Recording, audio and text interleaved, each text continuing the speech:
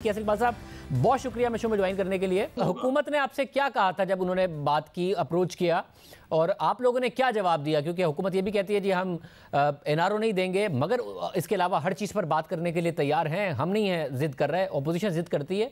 क्या उन्होंने कहा जिसकी वजह से आपने कहा कि नहीं हम नहीं मुज़ाकरात कर रहे?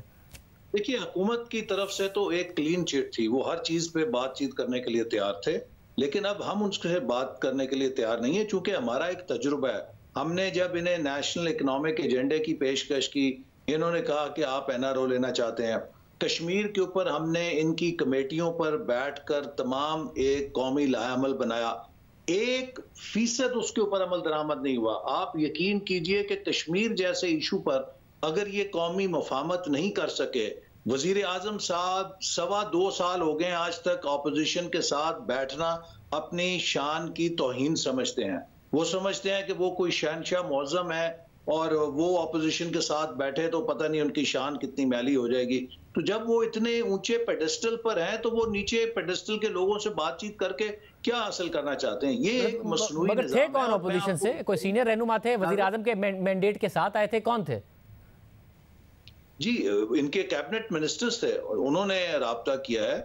और ये बात मैं आपसे कहूं कि देखिए, ये शख्स जो वजीर आजम है इस वक्त इतना पोलराइजिंग फिगर है, इनकी जो ज़हनियत है कि जो एक इंतकाम भरा हुआ है हर चीज के खिलाफ, as if he is a sadist mind, कि इनको अंदाजा नहीं है कि मुल्क और कारोबार या इदारे या मईशतें कोलैबोरेटिव गवर्नेंस से चलती हैं। जहां पर आप कॉन्फ्लिक्ट्स लेकर आते हैं, चलता हुआ निजाम बर्बाद हो जाता है। अब आप मुझे बताइए कि कौन मान सकता है कि इनका जो इस्तदलाल है कि ये एक हाजी ईमानदार है 22 करोड़ की आबादी में, बाकी पूरी कौम चोर डाकू ठग गद्दार है, तो इस तरह तो मुल्क नहीं चलते। माफ कीजिए, हम अपनी तौहीन तो नहीं चाहते। अगर हमें हर बात पे ये सुनना पड़े हम मुल्क के गद्दार हैं, हम चोर हैं, हम डाकू हैं, एक ये सारी ईमानदारी का ठेका लेकर आए हैं, तो इसका हशर तो आपने देख लिया। आज गरीब आदमी को रोटी नहीं मिल रही है।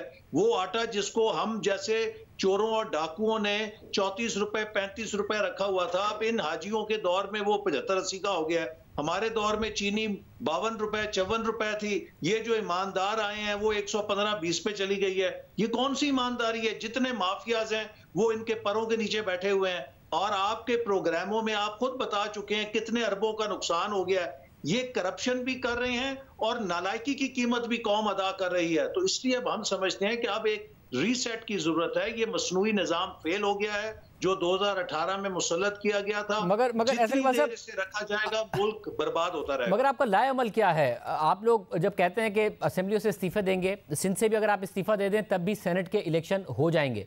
वजीर आजम ने कह दिया है कि मैं बाई इलेक्शन करवा लूंगा और करवा के दिखाऊंगा।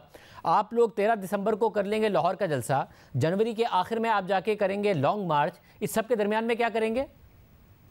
जी, आज हमारी स्टीयरिंग कमेटी का इजलास हुआ था, उसमें हमने 13 दिसंबर से लेकर जनवरी के आखिरी हफ्ते तक एक भरपूर एहतजाजी तहरीक का, जिसमें के रैलीज भी हैं, उसमें हड़तालें भी हैं, उसमें पहिया जाम भी है, ये सारे मराहल जो तहरीक में होते हैं उनको हम इख्तियार करेंगे।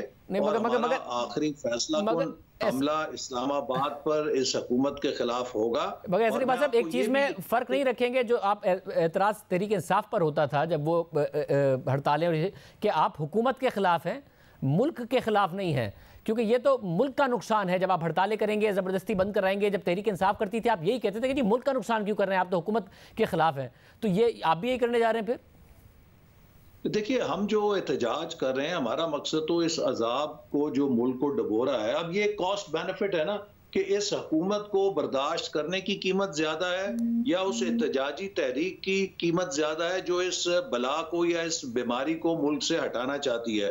पिछले 2.25 साल में हम 7% ग्रोथ क्रैश कर चुके हैं। बहुत शुक्रिया यासिर इकबाल साहब हमारे साथ मौजूद थे।